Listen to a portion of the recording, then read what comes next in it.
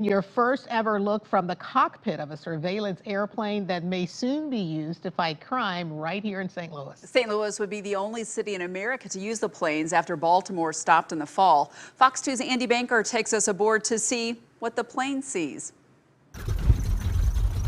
There is hope the skies hold the key to ending St. Louis's continuing carnage on the ground. First on Fox at 5, a deadly shooting. The almost daily barrage of bullets and talk of body counts in a proud city that sadly has among the worst homicide rates in the nation. There'll be 3 of these aircraft. This Cessna 207 with $1 million Hawkeye 2 camera nest that looks like the eyes of a fly could soon be circling St. Louis. That allows us to go to the scene.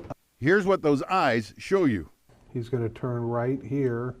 There's a shooting that occurs. When there's a crime, police can check footage from the surveillance planes and trace cars and people going to and from the crime scene.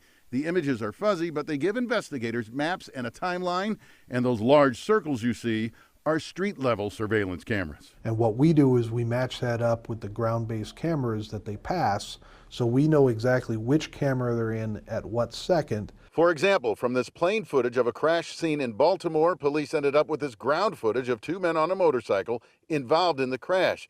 They beat a woman who tried to help them at the scene, then took off. They have since pleaded guilty. They use that information to identify him. Dr. Ross McNutt is a retired Air Force lieutenant colonel who created the technology to trace the sources of roadside bombs in the Iraq War. When I saw what was going on in our inner cities, it pissed me off that we would allow our cities to be in that way here in the United States, where parents were afraid to send their kids to school. Now his community support program has adapted the technology to fight crime. Donors would cover the up to $8 million cost of bringing it to St. Louis.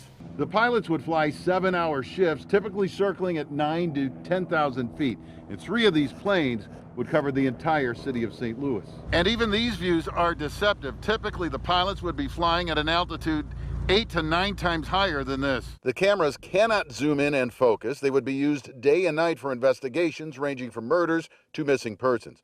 Baltimore dropped the program in the fall after 6 months that saw limited results, with closure rates jumping from an estimated 20 to 31% for homicides, 23 to 38% for carjackings. This is going to be a miracle in so many cases. There's been support across racial lines in St. Louis, but also opposition, primarily over privacy concerns. But supporters say the ground surveillance cameras that already surround us are far more intrusive.